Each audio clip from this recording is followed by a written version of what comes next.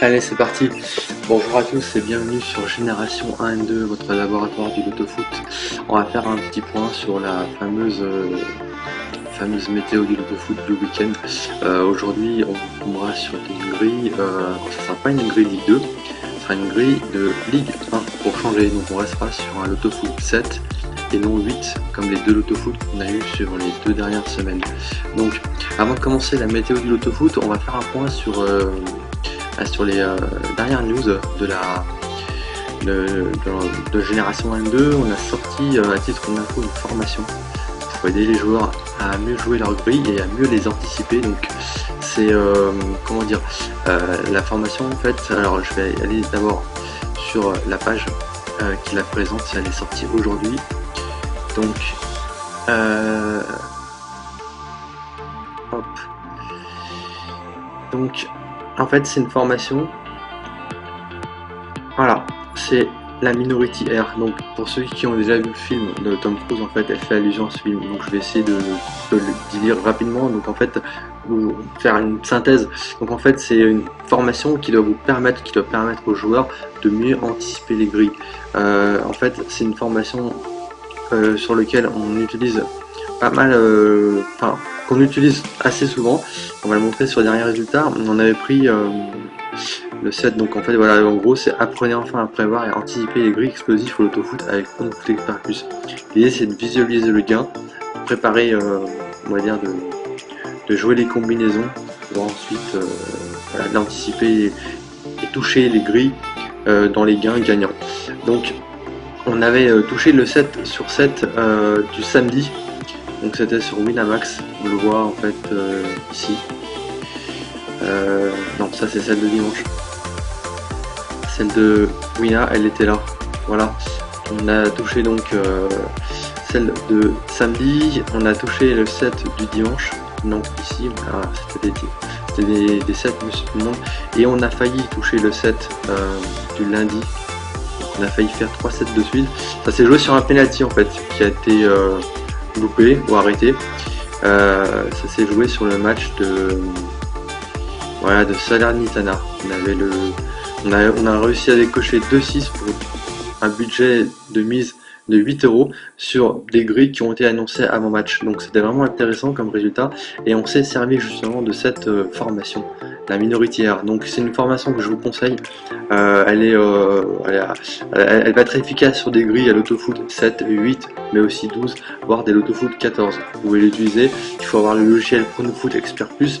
Il faut avoir aussi l'option Live Score, parce que l'option Live Score ça vous permet d'avoir plus de maîtrise grâce à plusieurs filtres qui se trouvent là-dessus et qui sont à utiliser en priorité avec l'option Live Score de ce logiciel. Donc un Minority Air, alors je vais essayer de faire une synthèse quand même.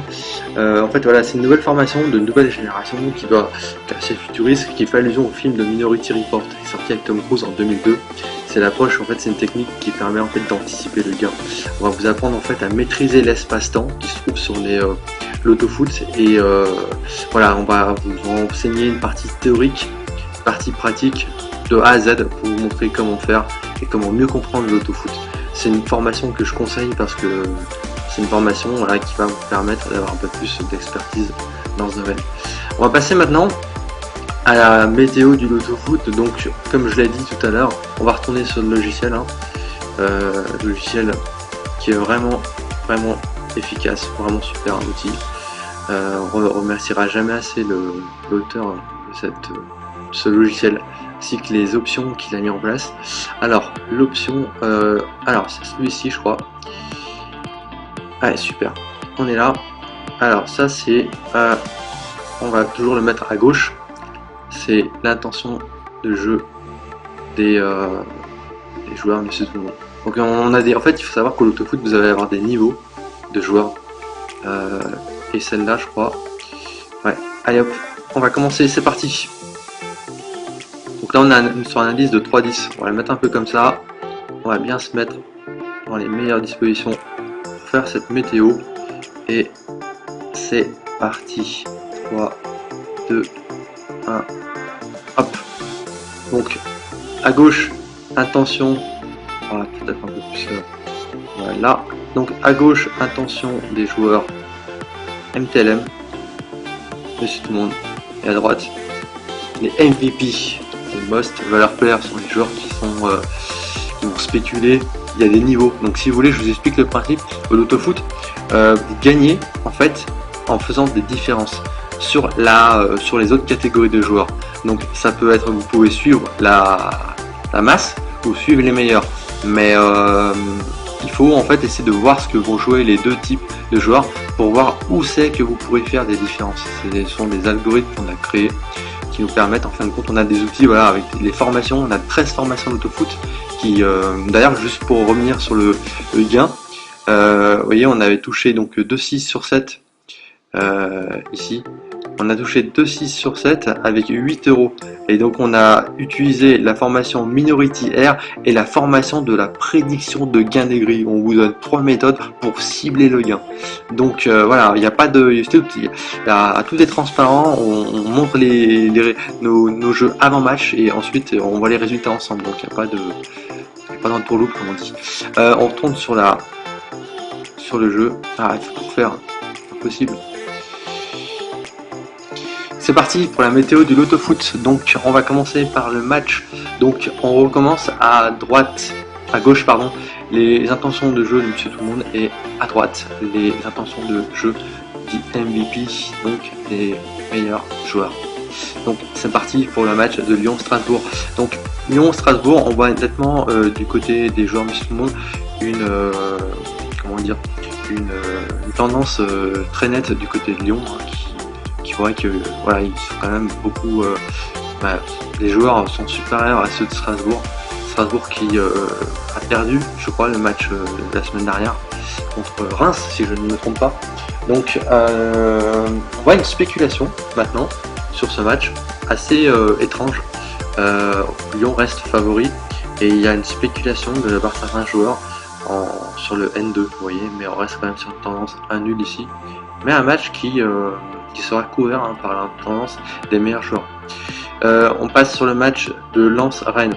Alors, on va commencer sur la tendance des doubles émergents. Alors, c'est marrant parce que la semaine dernière, les doubles émergents, on vous avait donné 75% de réussite. Et voilà, on peut pas en fait annoncer 100% parce que on joue avec le hasard, et on le sait tous.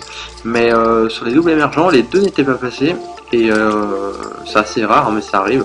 Sur la Ligue 2, c'est assez, on va dire, loto, donc je me méfie de ce type de match. D'ailleurs, la grille a bien explosé. Et là, on voit en fait que c'est justement le double émergent de cette grille. Lens-Rennes. Donc double émergent, ça veut dire prono en 1-2 ici. On voit que le match sera triplé très nettement par Monsieur Tout le Monde. On est sur la fameuse tranche 33-33. Et contrairement... donc comme ce match est spéculé en double émergent 1-2 pour les MVP, les meilleurs joueurs, on voit qu'en fait il y a une tendance pour Lens. Donc méfiance sur ce match, alors que peut-être qu'on aurait tendance à voir Rennes un peu plus fort. Mais la tendance est 1-2 et on voit avec les meilleurs spécules du côté de Lens, hein. On voit un nul clairement, donc voilà, ça peut être un match qui peut être assez spéculatif et intéressant pour peut-être faire une différence sur cette grille. On passe sur le match de Lorient-Reims. Donc Lorient-Reims, on voit peut-être un match qui sera triplé ici pour Monsieur Tout le Monde avec une tendance 1 nul. Les meilleurs joueurs, quant à eux, vous voyez, sont un peu plus partagés. On est vraiment sur la tendance équilibre. C'est-à-dire qu'on est sur une tranche 33 x 3 parfaite. Donc vraiment un match triplé pour les deux catégories de joueurs ici. On va passer sur le match de Séville-Getafe. Donc Séville, ça ressemble on va même dire les deux catégories de joueurs à la base de cette grille. Donc on revient sur le match de la semaine dernière, vous savez, où il y avait une surprise. C'était, je crois, Pau qui était allé faire une surprise contre Guingamp.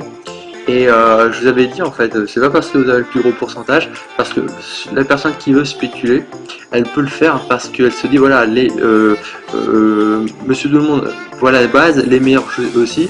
Eh ben, en couvrant ce match, je sais que je vais faire la différence sur les deux catégories de joueurs. C'est comme ça qu'il faut penser, en fait. Vous savez ce que vont jouer vos concurrents, donc vous devez spéculer et anticiper. On est vraiment sur l'anticipation permanente en fonction des résultats qui fluctuent dans le temps, sur les intentions de pronostic des deux catégories de joueurs.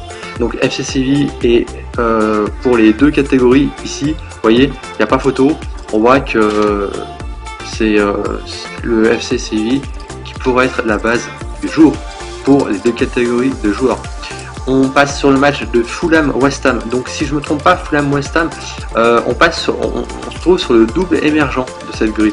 Donc on avait le double émergent Lens-Rennes et on a aussi Fulham-West Ham.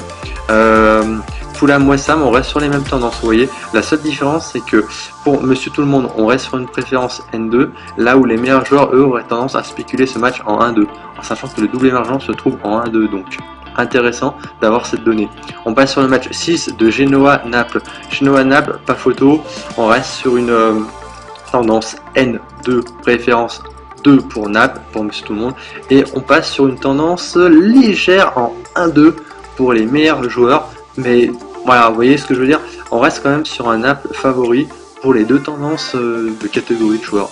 Donc toujours intéressant de voir ce type de chiffres de répartition. Et pour finir, on va arriver sur le match de la Juventus AS Rome. Donc c'est assez bien. Alors là, il n'y a pas photo, hein.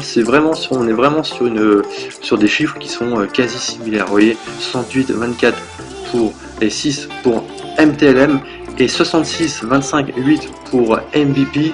Donc voilà, ça vous permet de voir un petit peu les données de cette grille en sachant qu'il y a un indice de 3. Donc ça laisse penser qu'une grille peut être facile ou elle va pas non plus exploser sauf s'il y a des big surprises. Ça peut être le match de Séville, mais voilà, c'est vraiment personnel. Après, c'est à vous de vous faire une idée. Nous, on donne les données. Voilà, donc je vous remercie d'avoir suivi cette météo du Loto Foot. J'espère que ça va vous aider à mieux pronostiquer. Et n'hésitez pas à mettre un pouce bleu. N'hésitez pas, si vous avez d'autres questions sur les formations, on est là pour ça. Et je vous souhaite un bon week-end, je vous souhaite des bonnes grilles. Et je vous dis à bientôt pour la prochaine nouvelle météo du Loto Foot. C'était Salosine sur Génération 1 et 2. Merci.